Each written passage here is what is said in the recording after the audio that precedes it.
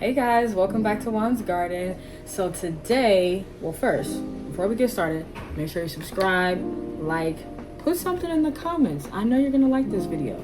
So subscribe, like, so you don't miss anything. Got a lot of cool stuff going on. So today we're gonna talk about watering and how to know when your plants need water. So exhibit 1, I have my philodendron Brazil and she is looking very sad. I'll bring it up close. You can see the leaves are curled. They feel very thin and weak. The pot itself is extremely lightweight. And look at this over here. See those yellow leaves? That means she needs some water. I don't know what happened. I didn't forget about it. It's just life's been kind of busy and kind of crazy. But no worries, we are gonna get her water today. Another major tip, especially I keep typically more easier houseplants, and I think this goes for the majority of houseplants. Bottom watering, okay? What do I mean by bottom watering? Bottom watering means watering from the bottom and not just pouring water on the top. So that's why you see a lot of plant people with these saucers. You can grab these from Home Depot, your local nursery, wherever. They're super cheap. They're like 15, 20, maybe 59 cents. I took the bottom off of here and I'm sticking it down here. Then all you do is you grab your water and you stick it and you pour it in the bottom. All you have to do. And the reason that this is good is because it'll start to soak up water from the roots to make sure that root system is really, really strong. And also this actually prevents you from overwatering because you won't have to guess, oh, does it have enough water? Did I do too little, too much? The plant will regulate itself and the plant will tell you when to stop, okay? Because when the water is all gone, or the water stops going, when water stops decreasing, that's how you know it's all done and it's all watered. For the phylos, my philodendron Brazil here, I try to wait till it's completely dry. Obviously it's completely dry.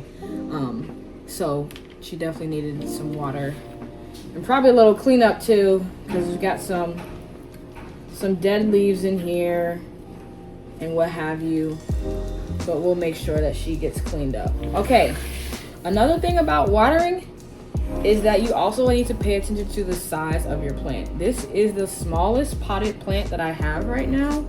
This is my philodendron, this is my golden pothos. I love her because this pot was gifted to me. So outside of being a plant mom, I'm actually a speech therapist, and that is what this pot stands for. It says communication looks different for everyone. So if you know, you know. I love being a speechy.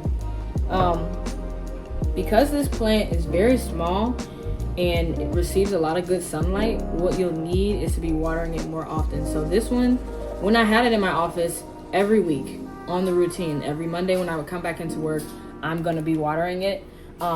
This one I can bottom water too. It's just a little bit more difficult because I have my stickers on here and I don't want them to rot.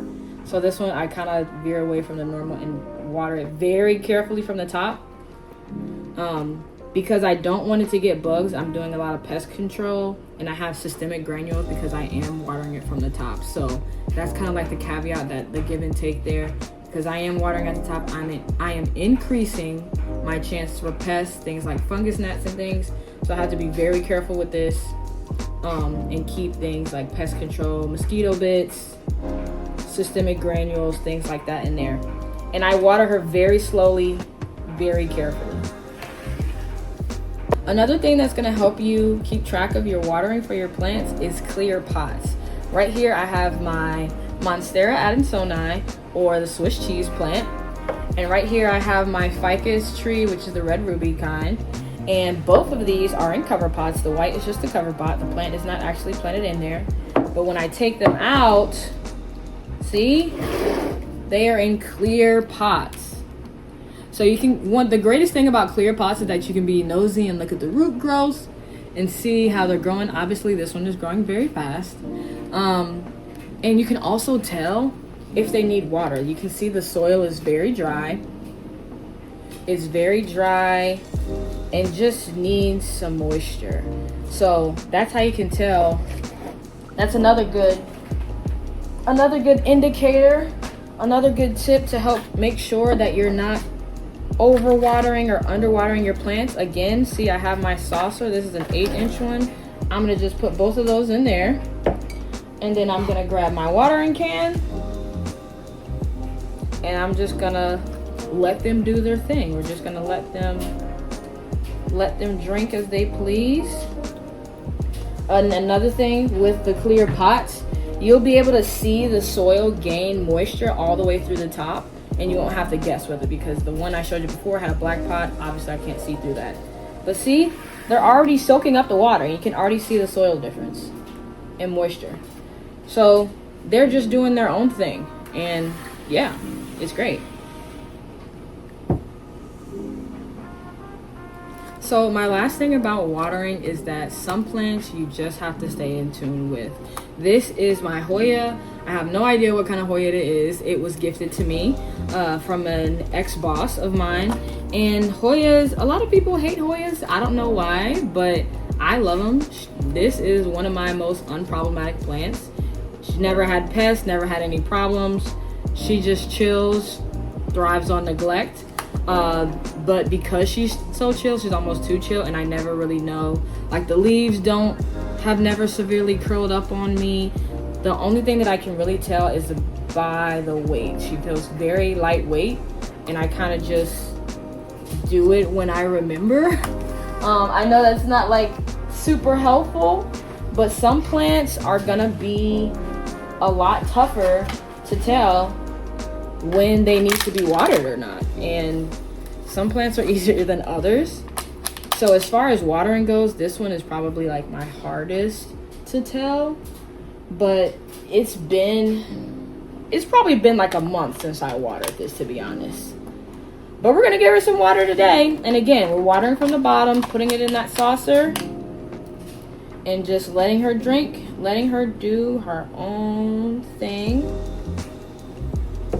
This was also my plant. If you follow me on TikTok, which Juan's Garden on TikTok, just follow me there. This is the plant that kept falling. So I would be lying to say that she was completely unproblematic because she falls often, but it was probably because I needed to give her some water. But if at any of these plants, this type of Hoya, you're not going to be able to tell by the leaves. Let me tell you that. You're mostly going to have to go by the weight and by the dryness of the soil. That is one thing that you're going to have to just keep a watch for. I would say about every 3 to 4 weeks I give this water. I'm not super worried about her growth because I kind of like her in this small version. So I'm not trying to make her push out any growth, but she's doing good, and we're just going to let her drink. But yeah, of course, if you have any more questions, you can put them in the comments, and I would love to interact with you. But thank y'all. Don't forget to like, comment, and subscribe to Juan's Garden. Bye.